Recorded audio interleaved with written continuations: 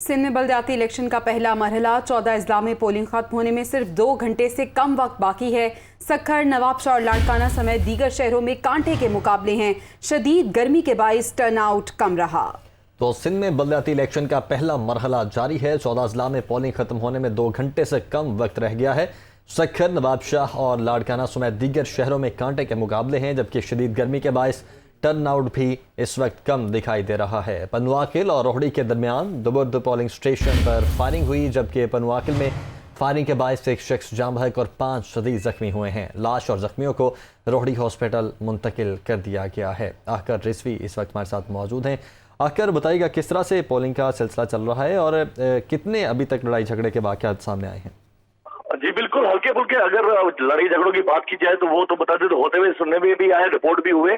जबकि दूसरी जानिब जो ये तशवीशनाक और ये ऐसी समझने की सूरत हाल देखने में आई है, दुबर्क सक्खर के करीबी दुबर्क का इलाका है, जहाँ पे गांव है जुड़ो जागीरानी के नाम से, जुड़ो जागीरानी के नाम से, जो कि पोलिंग स्टेशन का नाम भी है। तो वहां पर ये वाकया देखने में आया और नागवार वाकया हुआ है कि जिसमें जो है मामूली सी तर्क कलामी पर बात हुई और पीपल्स पार्टी और जो जमीयत उलमा इस्लाम के जो कारकुनान है उनके दरमियान जो है वहां पर तनाजा खड़ा हो गया, जिसके बाद डंडों और लाठियों का आज़ादाना इस्तेमाल हुआ और उसके बाद जो है ये बात जो है हवाई फायरिंग तक पहुंची। इन डंडों के इस्तेमाल के बाद जो है वहां पर जो झगड़े की वजह से जो है वहां पे 12 से ज्यादा अफराद जो है जख्मी हो गए, जबकि जिन जख्मियों को जो है वक्फे अरसे से यहाँ पे तालुका अस्पताल लोहड़ी मुंतकिल किया जाता रहा और जिसके बाद जो है वहां पर जो है एक अब्दुल कदीर जागीरानी नामी जख्मों की ताब लाते हुए जाबाक हो गया है। जबकि दूसरी जानिब ये है कि जो जख्मियों की दूसरों की जो जख्मी है वहां पे उनकी सूरत हाल ये बताई जा रही है कि वहां पे जख्मियों की उनमें से 3 की हालत तशवीशनाक है, जिनको जो है यहाँ से दीगर अस्पतालों की तरफ मुंतकिल किया गया है। ठीक है, उनको हॉस्पिटल मुंतकिल कर दिया गया। आकर बहुत शुक्रिया आपका।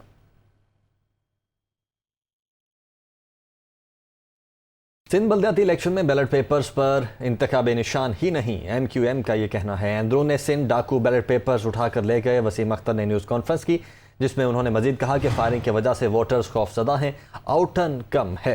इस तरह का इलेक्शन पीपल्स पार्टी की हुकूमत पर सवालिया निशान है। इलेक्शन कमीशन अपनी कारकर्दगी देखे। जी हाँ, रहनुमा MQM की जानिब से ये कहा गया है कि सिंध बलदियाती इलेक्शन में बैलेट पेपर्स पर इंतखाबी निशान ही नहीं है। उन्होंने क्या कहा, आइए सुनते हैं। फेयर एंड फ्री इलेक्शन हो ही नहीं सकते। जो माहौल बना हुआ है वहाँ खौफ का आलम है। जिन जमातों को वोट मिलने हैं, जिस कैंडिडेट को वोट मिलना है, जो एक्चुअल कैंडिडेट्स हैं, उनको तो फिर मौका नहीं मिलेगा कि वो आके अवाम की खिदमत कर सकें। धांधली का बाजार गर्म है इस वक्त 14 डिस्ट्रिक्ट्स में अंदरून सिंध के। मैं हुकूमत सिंध से भी कहूँगा, ये आप पे भी सवालिया निशान आ रहा है। पीपल्स पार्टी की गवर्नमेंट है, हम कोलिशन पार्टनर्स हैं उनके। मैं उनसे कहूँगा, आपकी हुकूमत पे, आपकी गवर्नेंस पे एक सवालिया निशान आ रहा है पूरे मुल्क में, पूरी दुनिया में, कि किस तरह से आप इलेक्शन कंडक्ट करा रहे हैं। मगर इन द मीन टाइम ये तरीका नहीं है इलेक्शन का। पूरा इलेक्शन इंटीरियर सिंध का रोका जाए, रोक सकता है इलेक्शन कमीशन। बैलेट पेपर ही उठा के ले गए आप, बैलेट बॉक्स ही उठा के ले गए, तो फिर कौन सा इलेक्शन भाई? दूसरी पार्टियों के निशान ही नहीं है बैलेट पेपर पे। ये मजाक है। इलेक्शन कमीशन इस पर नोटिस ले, इदारे नोटिस लें, किस किस्म का इलेक्शन हो रहा है। उधर खैरपुर से म्यूनसिपल कमेटी के आज़ाद उम्मीदवार इरशाद अहमद ने दावा किया है कि उन्हें टॉर्च का निशान अलॉट किया गया था, मगर बैलेट पेपर पर बैटरी का निशान दिया गया। क्या कहते हैं आप भी सुनिए। मुझे निशान टॉर्च दी गई थी, जो बैटरी है। उर्दू में सिंधी में ये सिस्टम आ जाता है कि बैटरी है, तो मैंने उनसे पूछा, फिर टिक किया कि मेरी बैटरी टॉर्च थी। अब जब सुबह को बैलेट पेपर्स आए हैं तो मुझे सोलर बैटरी का वो जो सिस्टम होता है वो वाली वो दे दिया है। सुबह सुबह कंफ्यूजन हो गई है बहुत, तो हमने एहतियाज किया। फिर हम अभी क्या करें, अभी हम लोगों को परेशान करना नहीं चाहते हैं। अल्लाह पे भरोसा करके हमने पोलिंग चलवाई है। आपके साथ ज्यादती किसने? ये हमारे साथ ज्यादती जो है मुखालफिन ने की है। PTI रहनुमा फवाद चौधरी का कहना है कि सिंध में बलदियाती इलेक्शन नहीं बल्कि मजाक हो रहा है।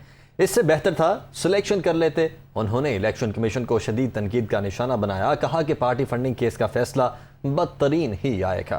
मजीद कहा कि इस इलेक्शन कमीशन पर किसी को एतमाद नहीं। इस वक्त PTI और इमरान खान को दीवार से लगाया जा रहा है। PTI कारकुन ऐसा नहीं होने देंगे। वो लाहौर में प्रेस कॉन्फ्रेंस कर रहे थे।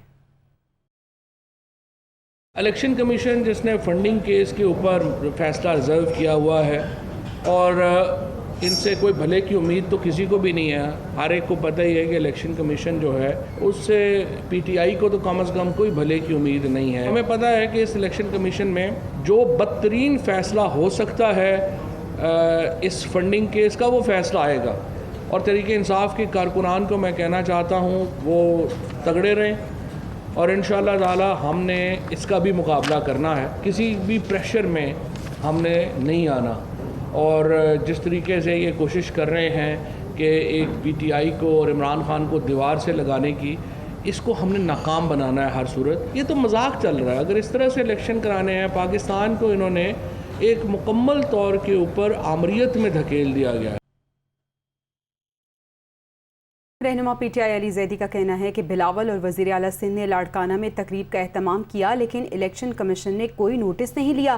सिंध में इलेक्शन मुहिम के दौरान रियासती दहशतगर्दी देखी गई। सरकारी मशीनरी का बेदरेक इस्तेमाल हुआ। सरदारी माफिया ने हमारे खिलाफ पुलिस को इस्तेमाल किया। हमारे उम्मीदवारों को अगवा किया गया।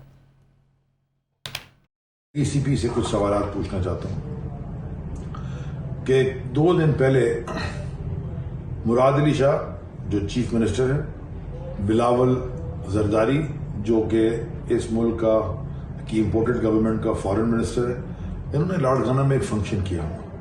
क्या ईसीपी ने उनको कोई नोटिस जारी किया? रियासत की सारी मशीनरी इस्तेमाल करके रियासती दहशतगर्दी करके डरा धमका के कैंडिडेट्स को बिठाया गया, कैंडिडेट्स को अगवा किया गया, उनके ऊपर झूठे केसेस बनाए गए। क्या ईसीपी को ये नजर नहीं आ रहा था? क्या रियासती मशीनरी का खुलेआम इस्तेमाल जो हो रहा है जरदारी माफिया के कैंडिडेट्स को सपोर्ट करने पे, क्या ईसीपी को ये नजर नहीं आ रहा था? पीपल्स पार्टी के रहनुमा इम्तियाज शेख का कहना है कि इलेक्शन के हवाले से 1-2 शिकायत आई थी जो हल हो चुकी हैं।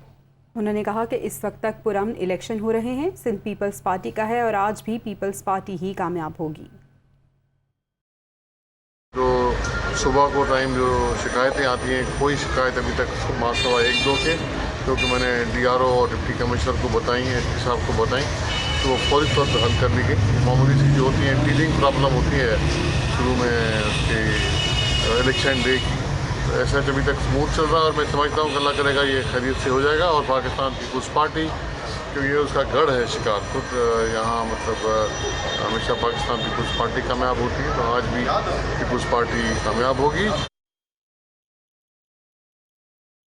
मार धाड़ से भरपूर सिंध में बल्दियाती इलेक्शन का पहला मरहला। कंदकोट, नौशहरो फिरोज, कश्मोर, सखर, जैकबाबाद में दमादम मस्त कलंदर। कहीं कुर्सियां चल गईं, कहीं डंडों से एक दूसरे पे वार किया गया। कंदकोट से खबर आपको दे रहे हैं। पोलिंग स्टेशन टोड़ी बंगलो से पोलिंग अमले के 10 अफराद को ही अगवा कर लिया गया। तो मार धाड़ से भरपूर सिंध में बल्दियाती इलेक्शन का पहला मरहला जारी है। कंदकोट, नौशहरो फिरोज, कश्मोर, सखर, जैकबाबाद में दमादम मस्त कलंदर हो रहा है। ये मनासिर भी आप देख सकते हैं किस तरह से लोगों ने अपने हाथों में डंडे उठाए हुए हैं और एक दूसरे पर ताबड़तोड़ बरसाए जा रहे हैं। कहीं कुर्सियां चली, कहीं डंडों के वार किए गए और पोलिंग स्टेशन टोड़ी बंगलो से पोलिंग अमले के 10 अफराद को भी अगवा कर लिया गया है। मारधाड़ से भरपूर सिंध में बल्दियाती इलेक्शन का पहला मरहला जो कि जारी है। कंदकोट, नौशहरो फिरोज, कश्मोर, सखर, जैकबाबाद में दमादम मस्त कलंदर देखने में आ रहा है।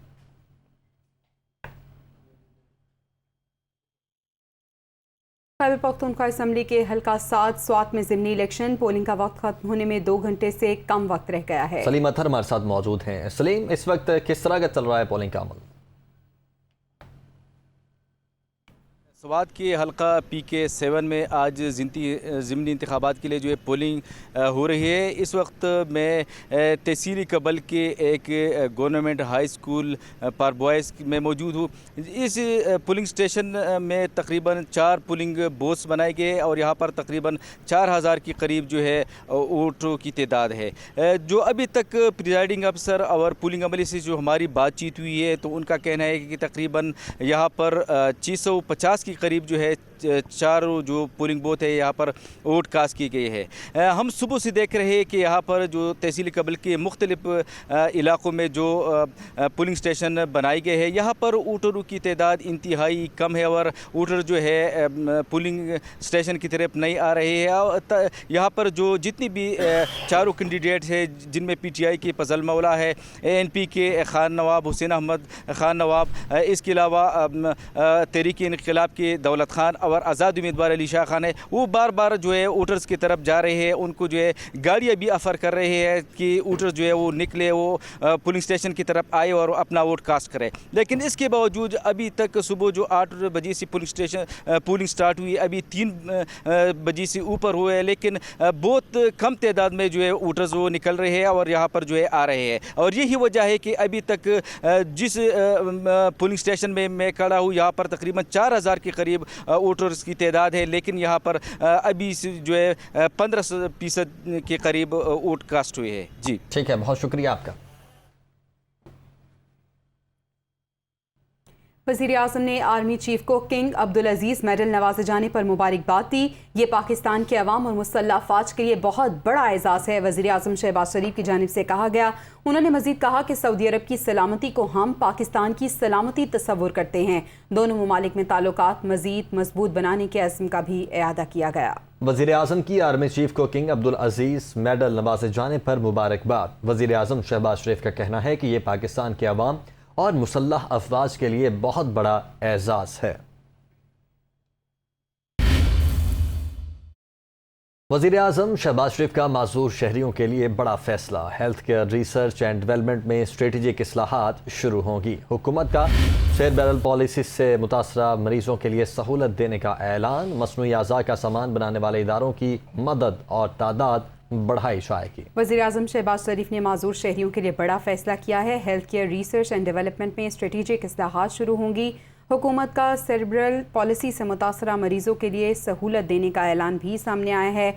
मसनूई अज़ा का सामान बनाने वाले इदारों की मदद और तादाद को बढ़ाया जाए। वज़ीर आज़म शहबाज शरीफ की जानिब से ये हिदायत दी गई हैं। मज़ीद तफसीलात जानेंगे। यासिर मलिक हमारे साथ मौजूद हैं। यासिर, बताइएगा इस फैसले से मुतालिक। जी बिल्कुल, सरबराह वज़ीर आज़म स्ट्रेटेजिक रिफॉर्म सलमान सूफी की जानिब से ये बताया गया है कि वज़ीर आज़म शहबाज शरीफ ने पाकिस्तान में health care research and development में स्ट्रेटेजिक इस्लाहात शुरू करने का फैसला किया है। इब्तदाई तौर पर माजूर शहरियों सेरेब्रल पॉलिसी और मसनूई अज़ा के लिए साजो सामान की तैयारी पर काम करने वाले इदारों की मदद की जाएगी और उनकी तादाद में इजाफा किया जाएगा। इसके साथ साथ सेरेब्रल पॉलिसी से मुतासर मरीजों की तालीम और तरबियत के लिए बैनुल-अक़वामी सतह पर राइज म्यूजिक थेरेपी जैसे इक़दाम जो है वो मुतारिफ करवाए जाएंगे और दिफाई फॉलिज के दिमागी फॉलिज के मरीजों के लिए खुसूसी व्हील चेयर दीगर माजूर शहरियों की मदद के लिए आलात पाकिस्तान में कम कीमत पर तैयार किए जाएंगे ताकि ये आम शहरियों की दस्तरस में हो। और इसके साथ साथ हुकूमत माजूर शहरियों को इनकी नकलो हरकत के लिए दरकार अहम सामान को जो है वो सब्सिडी पर फराहम करने के लिए भी इक़दाम करेगी। जी ठीक है, बहुत शुक्रिया यासिर मलिक अपडेट करने के लिए।